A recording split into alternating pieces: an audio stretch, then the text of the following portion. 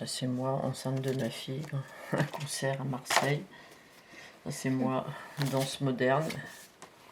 Un jour, je donnais un cours aux grandes, comme on dit les grandes, donc les filles médaille d'or, enfin voilà. Et je lui dis, j'aimerais beaucoup que vous repreniez la valse d'hier. Puis elle me dit, je ne me rappelle pas. Alors je dis, mais si, puis j'ai commencé à la lui chanter. Comme ça. Elle dit, mais... Je dis, vous ne voyez pas? Ah si, si, si, si. Puis elle a commencé à jouer, puis pendant tout le reste du cours, elle me regardait. Je comprenais pas pourquoi, et à un moment, elle me dit, il faut qu'on parle tout à l'heure, hein, tu t'en vas pas sans que je te parle. Et puis à la fin du cours, elle me dit, mais qu'est-ce que tu fais là? Je dis, comment ça, qu'est-ce que je fais là? Mais c'est pas ici qu'il faut que tu sois en train de donner des cours à des filles qui n'en feront rien. C'est bien gentil, mais il faut que tu sois sur une scène, en train de chanter. Alors je la regarde, je dis, moi, en train de chanter? Mais non, moi, je suis professeur de danse. Elle me dit, mais il faut que tu fasses du chant. C'est pas possible, parce que tu as une super voix. Et donc, je suis allée m'inscrire au cours de chant au conservatoire à Troyes, en même temps que j'y travaillais. Et là, je suis mal tombée, parce que cette personne qui était professeure, qui était au demeurant une magnifique cantatrice, elle a cru que j'étais soprano, parce que j'avais une voix assez facile par là. Ce qui ne veut pas dire qu'on est soprano. Et donc, j'ai eu beaucoup de mal. J'ai arrêté avec cette personne, j'ai rencontré d'autres professeurs qui ont fait la même erreur. Et ça a duré une dizaine d'années. Une dizaine d'années où on me disait que j'étais soprano avec un timbre noir. Enfin, j'ai vraiment fait un début de carrière de soprano, puis moi je me sentais très mal. J'avais l'impression de marcher vraiment en équilibre sur un fil à 100 mètres de haut et de ne pas être à l'aise. Et un jour, j'ai rencontré quelqu'un qui m'a dit, j'ai eu une audition avec monsieur Gabriel Dusurgé, qui était le créateur du festival d'Aix-en-Provence. Et je lui ai chanté un air de soprano, où il y avait au milieu une phrase très grave, le Thaïs. Et il m'écoutait, et puis quand j'ai fait la phrase dans le grave, il m'a regardé comme ça. Puis à la fin, il me dit, mais... qui vous a appris à chanter ces notes graves? Je dis, personne, je sais pas, je fais ça comme ça. Il me dit, oui, non mais ça c'est votre voix. Le reste, vous oubliez. Il faut tout changer là, il faut arrêter là. Donc ça a pris un certain temps pour tout casser, parce que quand on a des très très mauvais plis, il faut du temps pour casser tout et refaire. Et donc quand j'ai été prête, monsieur Dusurgé était décédé malheureusement. Et puis ça a été très difficile de rattraper le temps perdu, parce que malheureusement dans ce métier, on est très vite vieux, et on vous le dit, vous êtes bien trop vieille, on ne sait jamais. Et donc après, c'est très difficile de pouvoir s'imposer sur des grandes scènes. Mais voilà comment je suis arrivée au fait au chant. Par la danse. Attendez pas à écueiller le bonheur. Faut pas qu'il y ait d'hésitation dans cette musique. Attendez pas écueiller le bonheur.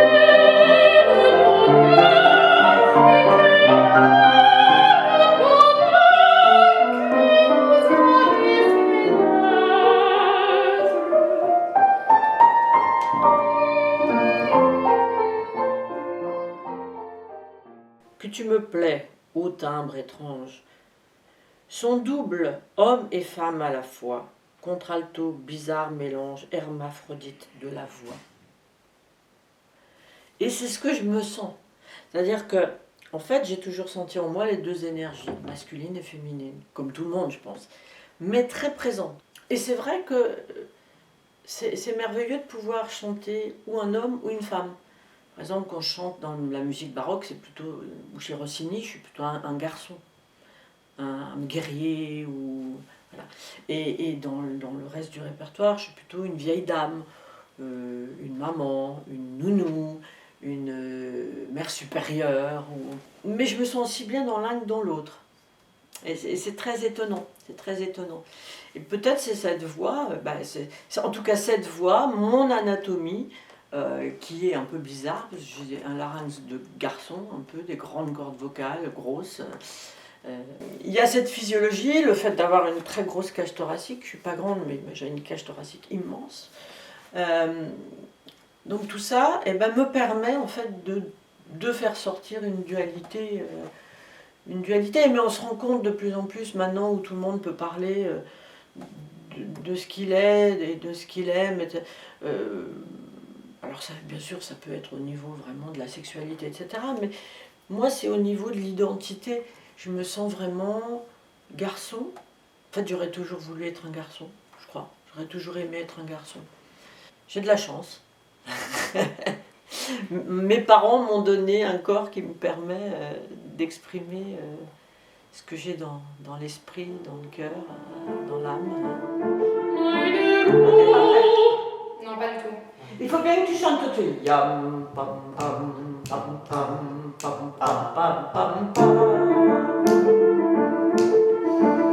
Meine Ruhe ist hier, mein Herz sich friert. Je suis pas habituée à ça. Ruhe ist hier, mein Herz sich friert. Ich finde sie näher und Alors, voilà, je repars. J'ai fait un... C'est pas du verdier.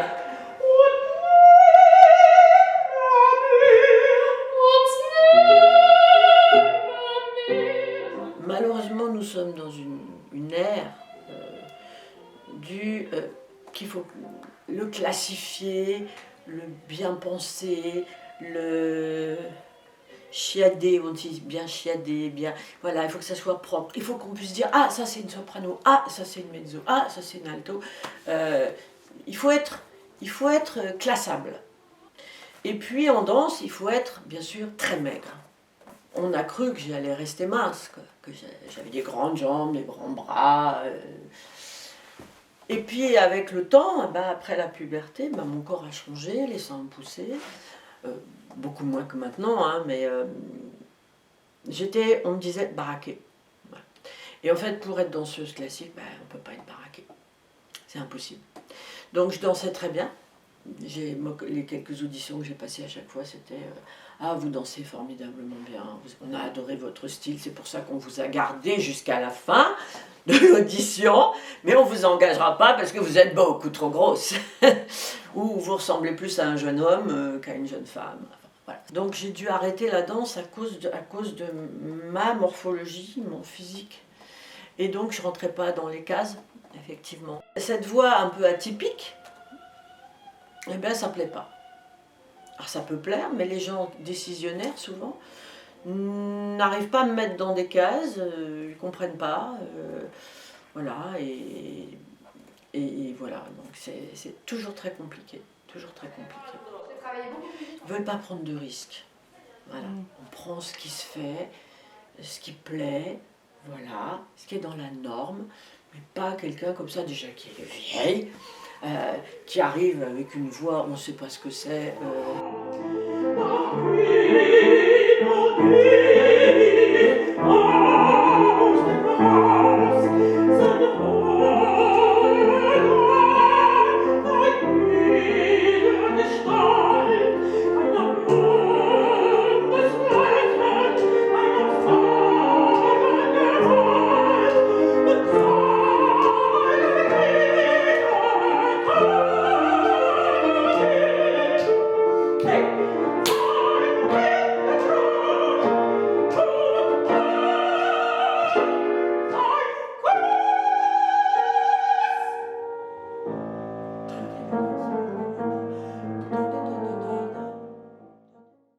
Et ça, c'est très difficile à vivre, parce que c'est notre société qui impose, voilà, ça doit être comme ça. Il y avait Graham Allwright, ça m'avait beaucoup changé, et ça commençait déjà à l'époque. Petite boîte très étroite, petite boîte faite de tic-tac. Et c'est ça.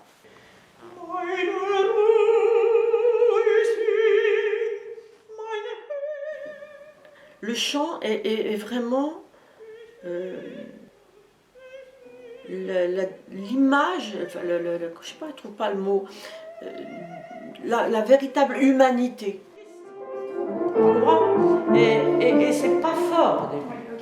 peut pas chanter, pour moi, on ne peut pas chanter bien si on ne chante pas avec la totalité de son humanité, c'est-à-dire son animalité, donc ses réactions assez uniquement physiologiques. Hein. Après, avec ses sensations, puis ses sentiments, puis son intellect. Mais c'est vraiment, et ça part vraiment du physique vers le spirituel. Le chant, c'est cosmique. On prend l'énergie, c'est que de l'énergie, c'est que de l'énergie.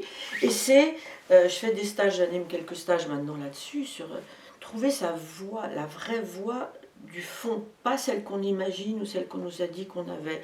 Et ça passe par pousser des cris, des grognements, sentir, se mettre dans l'idée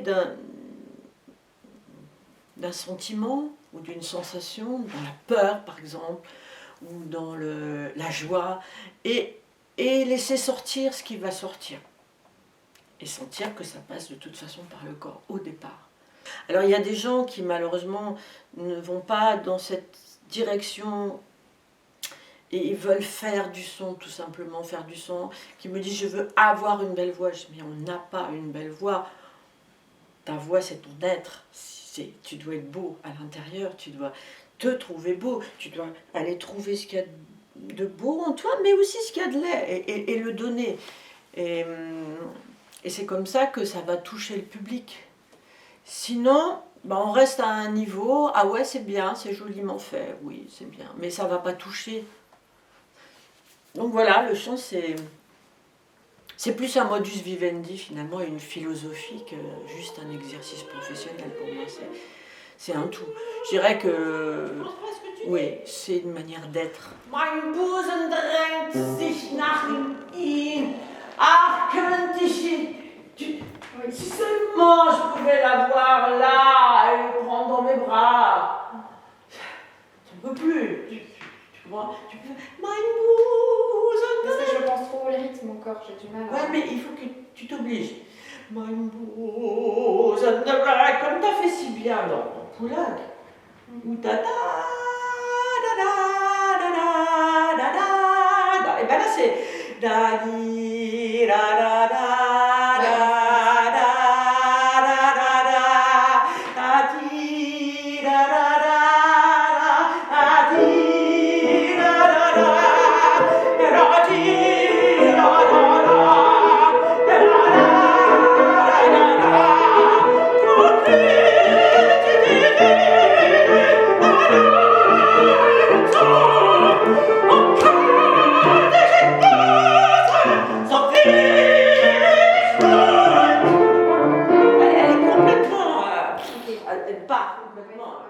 Et ça m'a donné envie d'aider les autres à être eux-mêmes et à réussir dans ce qu'ils pratiquent.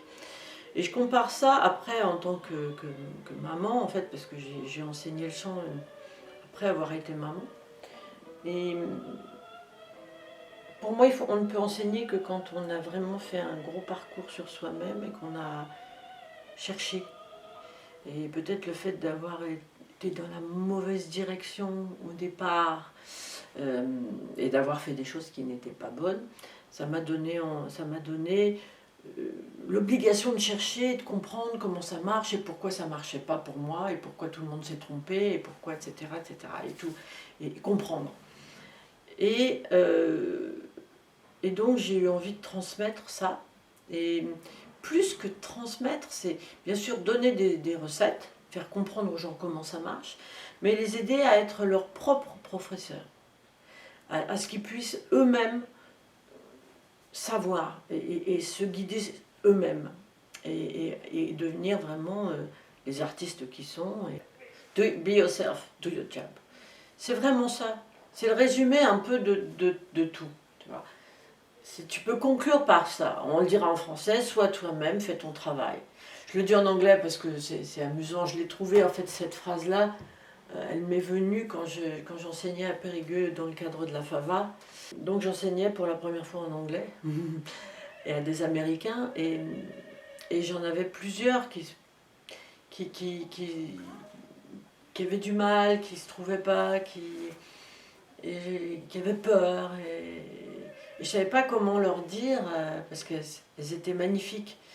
Notamment deux Afro-américaines vraiment absolument extraordinaires. Et je dis, mais pourquoi est-ce que tu as peur? Pourquoi est-ce que tu n'oses pas? Sois toi-même, fais ton travail, et c'est tout. Et elles m'ont regardé comme ça. Be yourself, do your job, and nothing else. Ah! Et là, ça les a vraiment, ça leur a plu. Et ça, je crois que c'est quelque chose qu'on devrait tous faire, mais dans tout. Dans tout. Et si tout le monde faisait ça, et ne se préoccupe pas de qu'est-ce qu'on va dire de moi, et si ça ne plaît pas, mais est-ce que je vais réussir, mais est-ce que j'ai le niveau, non, on n'avance pas comme ça. Et du coup, je l'ai beaucoup dit à ma fille aussi, sois toi-même et fais ton travail, et ça marche. Et elle a réussi plein de choses comme ça grâce à ça. Donc, ouais, il faut être... Et ça, c'est c'est une chose qu'on m'a jamais dite. On m'a jamais parlé comme ça, à me dire sois toi-même, fais ton travail, c'est tout.